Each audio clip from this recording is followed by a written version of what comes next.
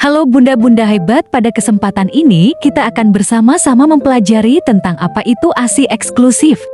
Video edukasi ini akan menjelaskan tentang 1. Pengertian ASI eksklusif, 2. Manfaat ASI, 3. Komposisi ASI, dan 4. Kandungan ASI. Air susu ibu merupakan suatu emulsi lemak dalam larutan protein laktosa dan garam-garam anorganik sekresi oleh kelenjar mamai ibu. ASI eksklusif yaitu ketika bayi hanya menerima asupan ASI dari ibu, tanpa ada tambahan cairan makanan padat lain, kecuali sirup vitamin, obat, atau suplemen mineral.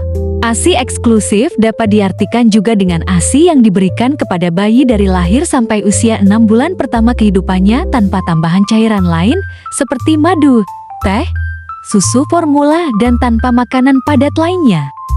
Manfaat ASI bagi bayi yaitu 1. Nutrisi dan zat gizinya sesuai untuk bayi. 2. Mengandung zat protektif. 3. Mempunyai efek psikologis yang menguntungkan.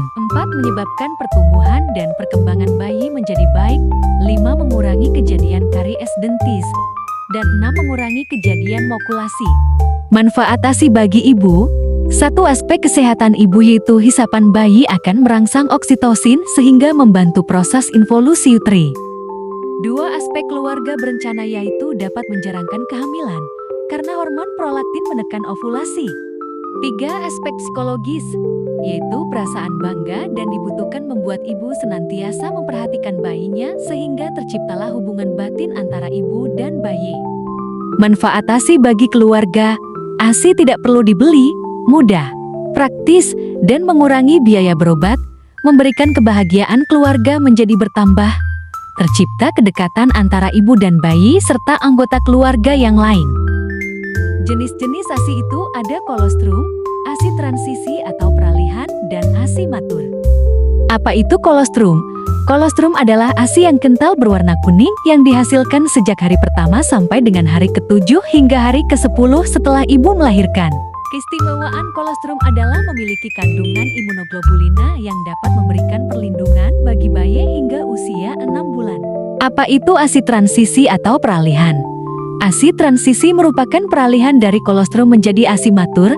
ASI transisi diproduksi pada hari ke-7 atau ke-10 sampai 2 minggu pasca melahirkan. Apa itu ASI matur? ASI matur merupakan kandungan terbesar ASI yang diskresi pada minggu kedua setelah melahirkan dan seterusnya. ASI matur menghasilkan energi sekitar 75 kalori per 100 mili. ASI matur berwarna putih kekuningan dikarenakan adanya garam cacasinat, riboflavin, dan karoten. Dan sekarang kita akan mempelajari apa saja kandungan di dalam ASI. Pertama ada air, kedua karbohidrat, ketiga protein, keempat lemak, kelima mineral, dan terakhir keenam vitamin. Air merupakan kandungan ASI yang terbesar, jumlahnya kira-kira 88% dari ASI. Air berguna untuk melarutkan zat-zat yang terdapat di dalamnya dan berkontribusi dalam mekanisme regulasi suhu tubuh. Air berguna untuk melarutkan zat-zat yang terdapat di dalamnya dan berkontribusi dalam mekanisme regulasi suhu tubuh, di mana pada bayi terjadi 25% kehilangan suhu tubuh akibat pengeluaran air melalui ginjal dan kulit. ASI merupakan sumber air yang aman. Kandungan air yang relatif tinggi dalam ASI ini akan meredakan rangsangan haus dari bayi. Karbohidrat. Sebesar 90% energi yang terdapat pada ASI berasal dari karbohidrat dan lemak, sedangkan 10% berasal dari protein. Karbohidrat yang utama terdapat dalam ASI adalah laktosa. ASI mengandung 7 gram laktosa untuk 22 setiap 100 mili.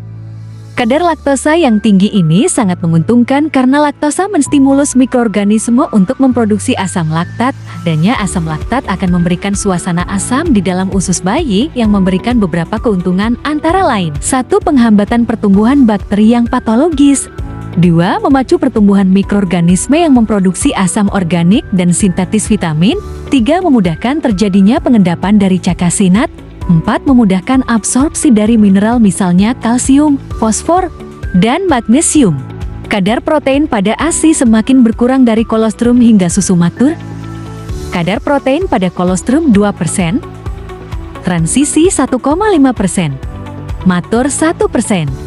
Protein dalam ASI terdiri dari kasein, serum albumin, alaktalbumin, galaktoglobulin, imunoglobulin, dan glikoprotein lainnya, ASI mengandung protein lebih rendah dari susu sapi, tetapi protein ASI mengandung zat gizi yang lebih mudah dicerna bayi. Keistimewaan dari protein ASI ini adalah rasio protein Y, KCN yaitu 60:40, dibandingkan dengan susu sapi yang rasionya 20:80. Hal ini menguntungkan bagi bayi karena pengendapan dari protein Y lebih halus daripada kasein sehingga protein Y lebih mudah dicerna. ASI mengandung alaktalbumin, sedangkan susu sapi mengandung galaktoglobulin dan bovine serum albumin yang sering menyebabkan alergi. ASI mengandung asam amino esensial taurin yang tinggi, yang penting untuk pertumbuhan otak, retina, dan konjugasi bilirubin. Keistimewaan lainnya adalah kadar mesionin dalam ASI yang lebih rendah dari susu sapi, sedangkan sistin lebih tinggi. Kandungan lemak dalam ASI bervariasi pada pagi, sore, dan malam. Rata-rata setiap 100 ml ASI mengandung 3,5–4,5 gram lemak. Lemak berfungsi sebagai sumber kalori utama bagi bayi yang dapat membantu mencerna vitamin larut lemak. ASI mengandung enzim lipase yang merupakan membantu pencernaan lemak.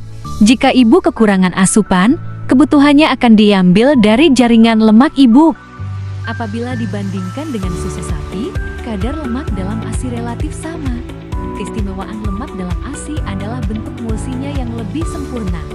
Hal ini karena ASI mengandung enzim lipase yang memecah trigliserida sebelum pencernaan di usus terjadi, sehingga lemak lebih mudah dicerna. Kadar asam lemak tak jenuh dalam ASI 7–8 kali lebih besar dari susu sapi. Bayi yang mengonsumsi ASI memiliki kadar kolesterol yang lebih tinggi. Studi pada hewan menunjukkan bahwa kadar kolesterol yang lebih tinggi pada masa awal kehidupan dapat membantu menjaga kestabilan kadar kolesterol ketika dewasa.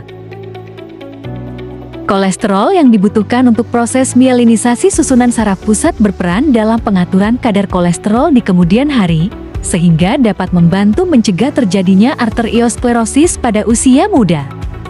ASI mengandung mineral yang lengkap. Kadar mineral per mili pada ASI umumnya relatif lebih rendah dibandingkan susu sapi sesuai dengan kemampuan bayi dalam mencerna zat gizi. Saat bayi lahir pencernaan bayi belum matang sehingga mineral yang bisa dicerna juga sangat terbatas. Kadar mineral yang tinggi belum diperlukan oleh bayi walaupun kadar mineralnya rendah, namun bioavailabilitas mineral ASI lebih tinggi dibandingkan susu formula atau susu sapi. Mineral yang terdapat dalam ASI terutama adalah kalsium, kalium, dan natrium, asam klorida dan fosfat. Namun kandungan zat besi, tembaga, dan mangan lebih rendah. Kandungan natrium pada ASI 3,6 kali lebih rendah dari susu sapi. Hal ini dapat menurunkan risiko hipematremia yang meningkatkan risiko hipertensi. Kalsium dan fosfor yang merupakan bahan pembentuk tulang kadarnya dalam ASI cukup. ASI mengandung rata-rata 280 mg kalsium dalam 1 liter ASI dan fosfor yang terkandung adalah 140 mg dalam 1 liter ASI. Jumlah ini cukup untuk memenuhi kebutuhan bayi. Zat besi yang terkandung dalam ASI jumlahnya tidak banyak, yaitu 0,35 mg per liter. Zat besi dan zinc pada ASI dapat lebih mudah diabsorpsi bayi. Sebesar 50% zat besi pada ASI mampu diserap bayi, sementara zat besi pada susu sapi hanya diserap 10–14%. Zinc pada ASI dapat diserap sebesar 59,2%. Namun pada susu sapi hanya 25–40%. Vitamin. Kandungan vitamin pada ASI merupakan refleksi dari asupan vitamin dan kadar vitamin dalam tubuh ibu, terutama untuk vitamin yang larut dalam air seperti vitamin B. Kandungan vitamin B di dalam 51 tergantung dari asupan ibu saat menyusui, namun demikian jumlahnya sedikit lebih rendah dari vitamin B pada susu sapi. Kadar vitamin yang terkandung di dalam ASI 0,25 mg per 100 ml jauh lebih besar dibandingkan pada susu sapi 0,07 mg per 100 ml. Vitamin A dan vitamin E merupakan vitamin yang penting dalam sistem kekebalan tubuh. Kandungan vitamin D dalam ASI relatif terbatas dan tergantung dari asupan serta cadangan vitamin D ibu. Oleh karena itu, untuk mencukupi kebutuhan vitamin D-nya, bayi perlu dijemur di bawah sinar matahari pagi sekitar 1 jam sebelum pukul 9 pagi. Terima kasih Bunda sudah menonton video edukasi ini.